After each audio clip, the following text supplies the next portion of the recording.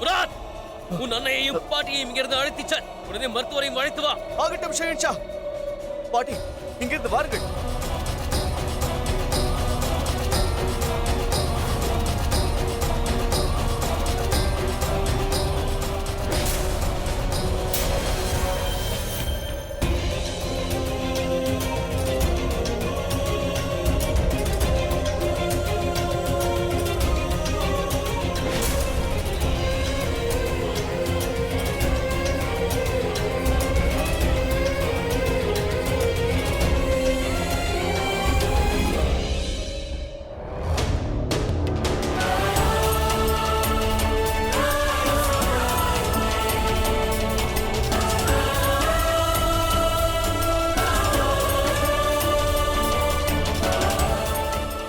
இவ்வாறு செய்தார், இதற்காக நெருப்பில் கையை வைத்தார்.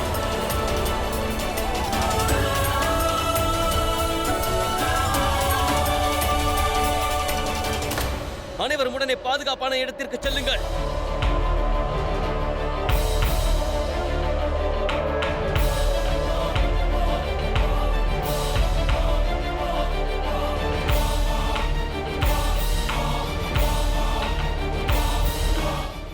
வீரர்களே, அனைவரையும் காப்பாற்றுங்கள்.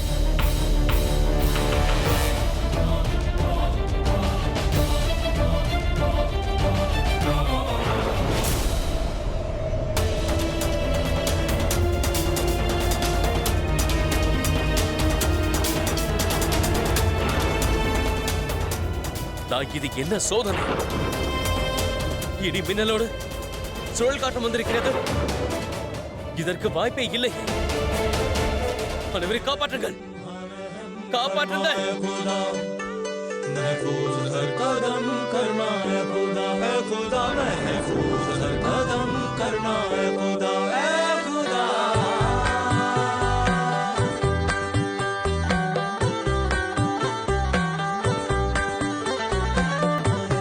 அங்கு நிற்கும் அந்த சிறுவன் யார்? மின்னலில் சிக்கிக் கொண்டான் என்றால் அவன் உயிருக்கு ஆபத்து. காப்பாற்றுங்கள். இங்கு பார், அங்கிருந்து சென்று விடு. அது உனக்கு ஆபத்து. உடனே சென்று விடு.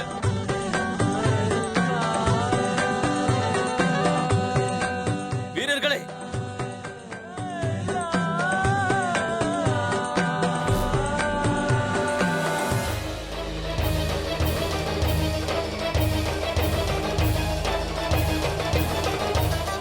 அந்த சிறுவன் எங்கே?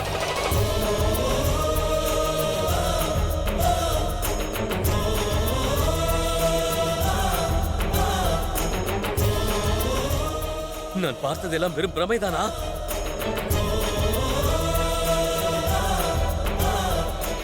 நான் காப்பாற்றுகிறேன்.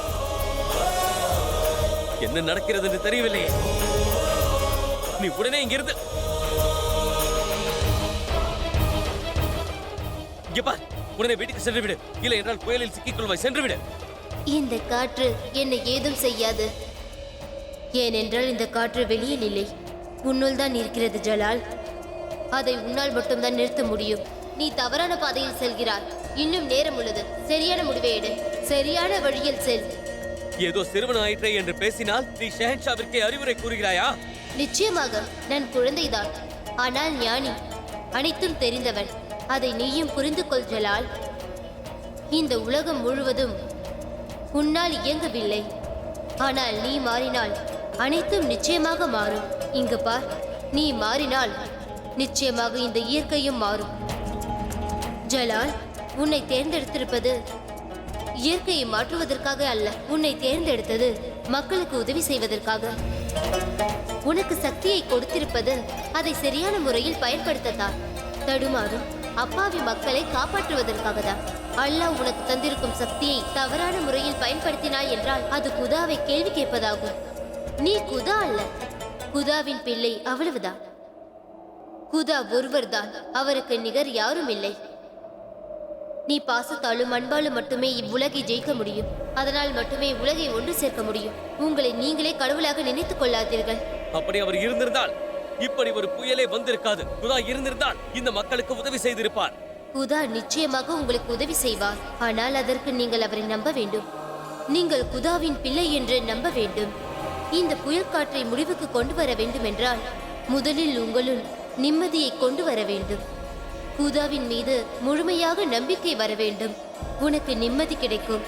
சரியான பாதையில் செல்வா. இங்கே பார், முதலில் நீ உன்னை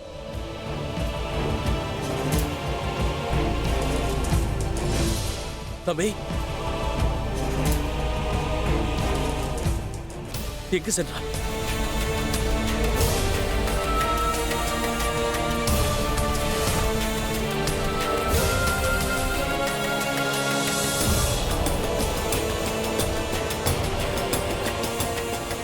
வீரர்களே,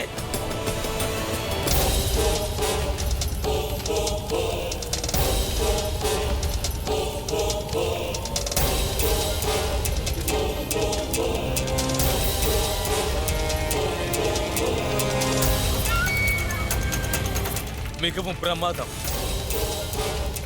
இப்பொழுது ஒரு மாற்றம் நிகழப் போகிறது. நான் உயர்ந்த பதவிக்கு வர வேண்டும் என்ற ஆசை நிறைவேறப் போகின்றது.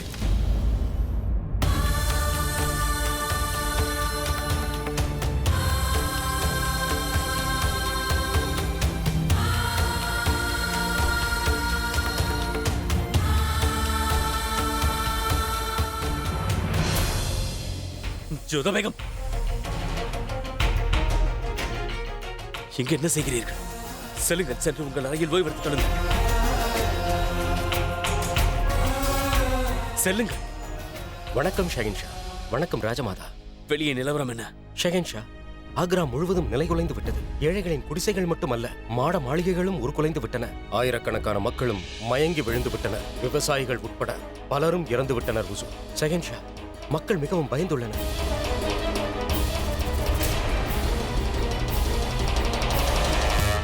நடந்தது இயற்கையின் சீற்றம் தான். அதற்காக நாம் பொறுத்துக் கொண்டு இருக்க முடியாது. அனைவருக்கும் உதவி செய்ய வேண்டும். அனைவருக்கும் எது தேவையோ அதை கொடுத்து உதவி பழைய நிலைமைக்கே மாற்ற வேண்டும். ஒட்டுமொத்த மாளிகையையும் புது பெண்ணை போல் அலங்காரம் செய்ய சொல்லுங்கள். புதிய சிம்மாசனத்தையும் உருவாக்க சொல்லுங்கள். உங்கள் கட்டளைப்படியே உசு.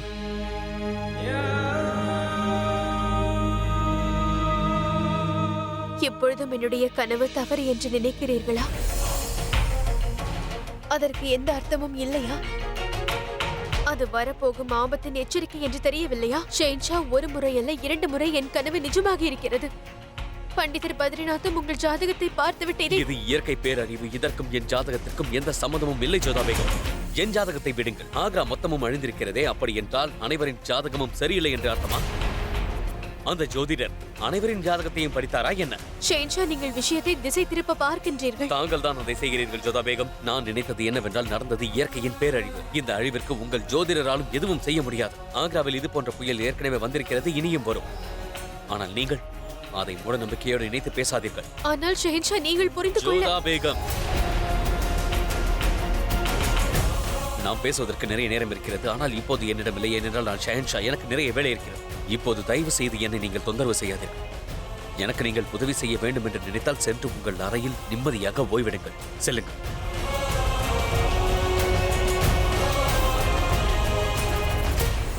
நடப்பதை நீங்களும் பார்த்து கொண்டுதான் இருக்கிறீர்கள் ஷெயின்ஷா. ஆனால் இது அனைத்தும் எதிர்காலத்தில் வரப்போகும் அழிவிற்கான அறிகுறிதான். இதை நீங்கள் எப்பொழுது புரிந்து கொள்வீர்கள்? உங்கள் கண்கள் எப்பொழுது திறக்கும்?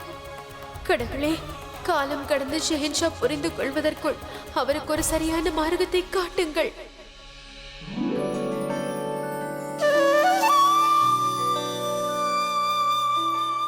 தாங்களா? இல்ல இல்ல, இனி எழுந்திருக்காதே. வைத்தியர் உன்னை ஓய்வெடுக்கும்படி கூறியுள்ளார். நான் தண்ணீர் கொண்டு வருகிறேன். இந்த அணர்களே, தண்ணீரை குடி. நானே குடித்துக் கொள்கிறேன். இந்த நிலைமையில் உன்னால் எவ்வாறு குடிக்க முடியும்? இந்தா, நான் தருகிறேன், குடி.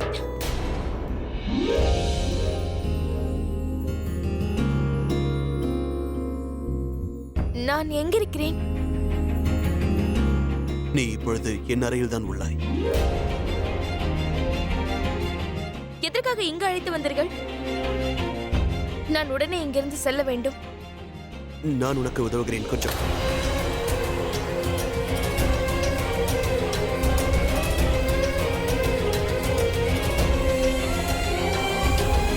என்னை தாங்கள் இங்கு அழைத்து வந்திருக்க கூடாது. யாராவது பார்த்திருந்தால் என்ன நினைப்பார்கள்?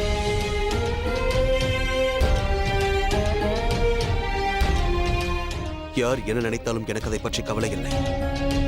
அடிப்பட்ட காயத்திற்கு மருந்து போடவே உன்னை இங்கு அழைத்து வந்தேன். ஏன் அனைத்து நடன மங்கை மீதும் தங்களுக்கு இரக்கம் இருக்கிறதா? இல்லை, ஆனால் அவர்களில் நீ ஒருத்தி மட்டும்தான் என் உயிரை காப்பாற்ற உன் உயிரை பணயம் வைத்துள்ளாய். நீ என்னை காப்பாற்ற நெருப்பில் கையை வைத்தாய். நீங்கள் தவறாக புரிந்து கொண்டிருக்கிறீர்கள். எனக்கு தங்கள் மீது அக்கறை இருக்கிறது என்கிறீர்களா?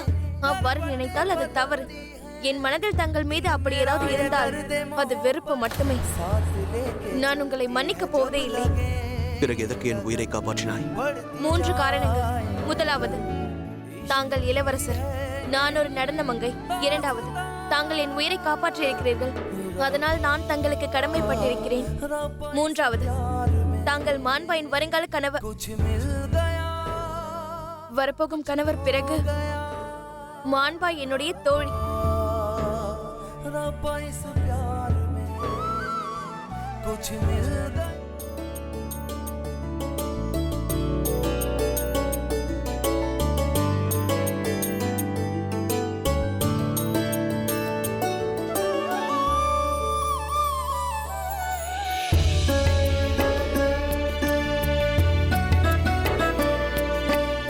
தாங்கள் அமருங்கள். ஏன் என்ன செய்ய போகிறாய்? தங்களிடம்தான் கூறுகிறேன், அமருங்கள்.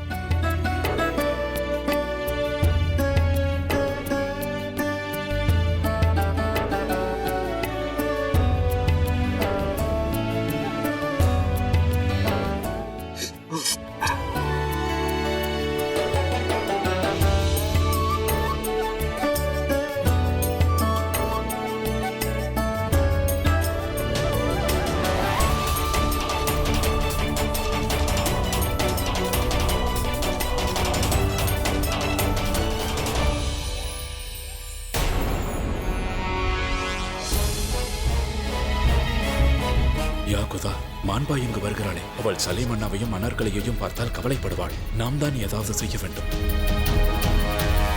வா மான்பாய், எப்படி இருக்கிறாய்? எனக்கு ஒன்றுமில்லை. இளவரசர் சலீம் எவ்வாறு இருக்கிறார்? அது அண்ணன் ஓய்வெடுத்துக் கொண்டிருக்கிறார். நீயும் நன்றாக ஓய்வெடு. ஆ, நான் அவரை நாளை சந்திக்கிறேன்.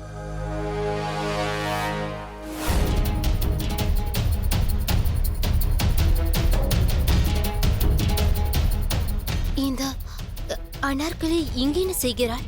அனார்கலி தான் சலீம் அண்ணாவின் உயிரை காப்பாற்றினாள் அல்லவா? இப்பொழுது வைத்தியருக்கு உதவி செய்கிறாள். நீ வா, நான் உன்னை உன் அறையில் விட்டு விடுகிறேன். இல்லை, இவன் அவன் இல்லை.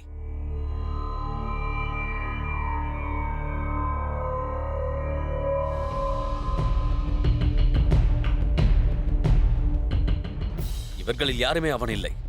ஆனால் எப்படியாவது அவனை தேடி கண்டுபிடிக்க வேண்டும். அவன் எங்கிருந்தாலும் சரி, அவனை தேடி கொண்டு வாருங்கள்.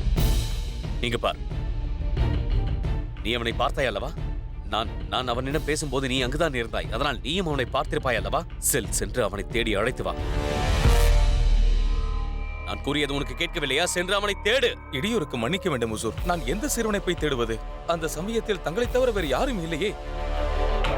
எவ்வளவு தைரியம் இருந்தால் நீ என்னிடமே கேள்வி கேட்பாய். அப்படி என்றால் நான் போய் கூறுகிறேனா? கூறு, நான் போய் கூறுகிறேனா? நீங்கள் என்னிடம் கூறுங்கள். அந்த சிறுவன் பார்ப்பதற்கு எப்படி இருந்தான்? சிறுவர்கள் பார்ப்பதற்கு எப்படி இருப்பார்கள்? இது என்ன கேள்வி ஜோதாபே? ஆனால் அவ்வளவு சூறாவளி வீசும் போதும் கூட அவன் பயப்படாமல் நின்று கொண்டிருந்தான். அது மட்டுமல்ல, அவன் என்னை பார்த்து சிரித்தான். அவன் ஒன்றும் அந்த அளவுக்கு பெரிய பையன் அல்ல. கிட்டத்தட்ட அவன் இவ்வளவு உயரம்தான் இருப்பான். கிட்டத்தட்ட என் மார்பின் அளவிற்கு. அது மட்டுமல்ல, அவன் கண்கள் மிகவும் பெரியதாக இருந்தன.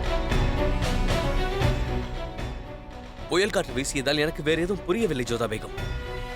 அதன் பிறகு அவன் திடீரென்று மாயமாக மறைந்து விட்டான். ஆனால் ஒன்று, அவன் எங்கு ஒளிந்திருந்தாலும் அவனை நான் நிச்சயமாக தேடி கண்டுபிடிப்பேன்.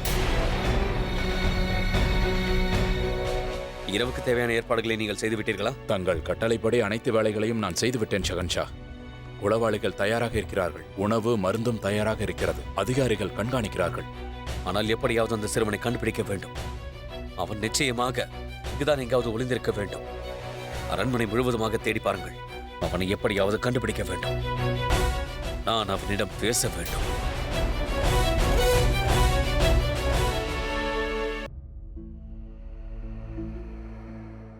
வாருங்கள். வணக்கம். நீங்கள் ஆழமாக யோசிப்பது எனக்கு தெரியும் மால்வி அவர்களே. இந்த விஷயமாக நீங்கள் கூற வருவது என்ன? நான் ஏதாவது கூற ஷெஹன்ஷா அதை தவறாக புரிந்து கொண்டு விட்டு அவருக்கு எதிராக நான் சதி செய்ததாக கூறிவிட்டால்? இல்லை, அவரெல்லாம் ஒன்றும் ஆகாது. நீங்கள் கவலைப்படாதீர்கள். உங்களுக்கு பாதுகாப்பு தர வேண்டியது என்னுடைய கடமை. உங்களுக்கு தெரிந்ததை நீங்கள் கூறுங்கள். ஆனால் நான் ராஜமாதாவாக உங்களிடம் வேண்டி கேட்டுக்கொள்கிறேன். என்னிடம் கூறுங்கள். எங்கள் குரானில் என்ன எழுதியுள்ளதென்றால், குதா உலகின் அனைத்து இடங்களிலும் உள்ளார். எந்த இடத்தில் எது நடக்கிறதோ அது அவர் விருப்பப்படி நடக்கிறது. அனைத்துமே அவர் செயல்தான். அவர் எங்கும் நிறைந்துள்ளார். அவர் இருப்பை நமக்கு உணர்த்தி கொண்டே இருக்கிறார். அவர் முடிவை பலவிதமாக கூறுவார். சில வேளைகளில் செய்தியாக வரும், சில நேரங்களில் மனித ரூபத்தில் வருவார். அவர் நமக்கு ஒரு வழியை காட்டுவார். ஏனெனில் மனிதன் தவறிழைத்து வழி தவறி சென்றுவிடக்கூடாது என்று அவனை நல்வழிப்படுத்தவே அவ்வாறு செய்கிறார். அப்படி என்றால் அந்த சிறுவன் யார்? அந்த பையன் நிச்சயமாக அல்லாவின் தூதுவனாகத்தான் இருக்க வேண்டும். நிச்சயம் அவன் இறை தூதனே. தூதுவர்கள் அவ்வாறுதான் இருப்பார்கள். அவர்கள் ஒன்றை கூறுகிறார்கள் என்றால் எதை பற்றியும் கவலை கொள்ள மாட்டார்கள். யார் முன்பாக நின்றாலும் சரி.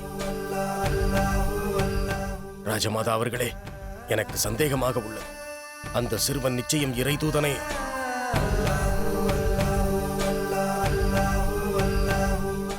நிச்சயம் கூற இயலும். குதாவே சுயமாக ஷெஹன்ஷாவிற்கு ஏதோ செய்தியை அனுப்பி இருக்கிறார். அப்படி என்றால் அந்த கடவுள் ஷெஹன்ஷாவிற்கு என்ன கூற நினைக்கின்றார்? அவ்விஷயம் எதுவென்பதை தாங்கள் தான் கண்டுபிடித்தாக வேண்டும் ராஜமாதா.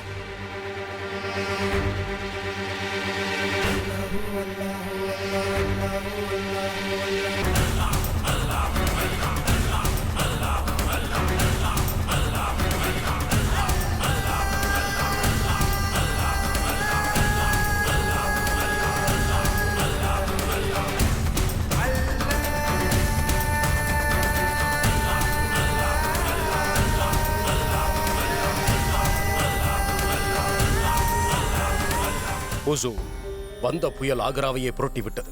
ஆக்ராவில் மட்டும் 5000 மக்கள் நிர்கதியாக நிற்கிறார்கள். இருப்பிடம் இன்றி தவிக்கிறார்கள். அடித்த புயலில் 700 பேருக்கு மேல் காணவில்லை. கிடைத்த சடலங்களில் பலவற்றில் அடையாளம் தெரியவில்லை. இந்த சூழ்நிலையில் நாம் ஏதாவது செய்தாக வேண்டும் தோழர்களே. இந்த புயலால் வீடு இழந்தவர்களுக்கு நாம் நிச்சயம் பாதுகாப்பு அளிக்க வேண்டும். அனைவருக்கும் புது வீடு கட்டிக் கொடுங்கள். வாழ்வாதாரங்கள் இழந்தவர்களுக்கு மீண்டும் அனைத்து உதவிகளையும் செய்யுங்கள். ஒரு குறையும் இருக்கக்கூடாது. அனைத்து வைத்தியர்களுக்கும் செய்தி அனுப்பி வையுங்கள். நாட்டு மக்கள் அனைவருக்கும் சிகிச்சை அளிக்கும்படி கூறுங்கள். அனைவரையும் காப்பாற்றியாக வேண்டும். தேவையான பணத்தை கஜானாவில் எடுத்துக் கொள்ளுங்கள். மன்னிக்க வேண்டும் ஷெஹன்ஷா. அவர்களே, கஜானா எனக்கு சொந்தமானது அல்ல. நான் அதை பாதுகாக்க பிறந்தவனும் அல்ல. அது மக்களுக்கு சொந்தமானது. இந்த மோசமான சூழ்நிலையில் நான் அவர்களுக்கு அளித்த வாக்கை காப்பாற்றியாக வேண்டும்.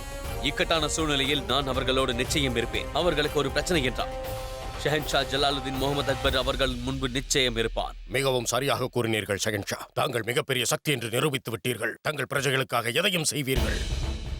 அவர்களே, உடனே அதற்கான ஏற்பாடுகளை செய்யுங்கள். ஆகட்டும் ஷெஹன்ஷா. ஷேக்கு, 9 வருடங்கள் நீ போர்க்களத்தில் இருந்ததனால் உன்னால் மற்றவர்களின் வேதனைகளை நன்றாக புரிந்து கொள்ள முடியும். மக்களை பாதுகாக்க வேண்டியது உன்னுடைய பொறுப்பு. அதனால் நீதான் மக்களை காப்பாற்றியாக வேண்டும். மக்கள் அனைவருக்கும் வீடு, உடை, உணவு அனைத்து ஏற்பாடுகளையும் செய். நிச்சயம் ஷெஹன்ஷா, உங்கள் கட்டளையை நான் நிறைவேற்றுகிறேன். முராத் மற்றும் தானியார், இளவரசர் தன் கடமையை செய்வார். அப்போது அவருக்கு உதவியாக நீங்களும் இருக்க வேண்டும். சரி ஷெஹன்ஷா.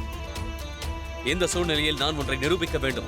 உண்மையில் நான் என் மக்களுக்காக எதை வேண்டுமானாலும் செய்வேன். அவர்களது துயரங்களை என்னால் போக்க முடியும். அவர்களுக்கு என்ன தேவையோ அதை என்னால் செய்ய முடியும். ஒரு சந்தோஷ செய்தி ஷெஹன்ஷா. கூறுங்கள். தங்களின் கட்டளைப்படி ஷா மன்சூர் அவர்கள் ஆதிவாசிகளை அவ்விடத்தை விட்டு காலி செய்து விட்டார். அதிரடியாக செயல்பட்டு அவர்களை அங்கிருந்து காலி செய்து விட்டார் ஷெஹன்ஷா. மகிழ்ச்சி. இது சந்தோஷமான செய்திதான். உடனே அங்கு வேலையை ஆரம்பியுங்கள். என் மக்களும் ராஜ்யமும் பாதுகாப்பாக இருக்க வேண்டும். எத்தனை வருடங்களானாலும் மக்கள் ஒன்றை மறக்கவே கூடாது. உண்மையிலேயே ஷெஹன்ஷா ஜலாலுதீன் முகமது அக்பர் மேலிருக்கும் குதாவிற்கு அடுத்த குதா நான் தான் என்பதை. ஆமென்.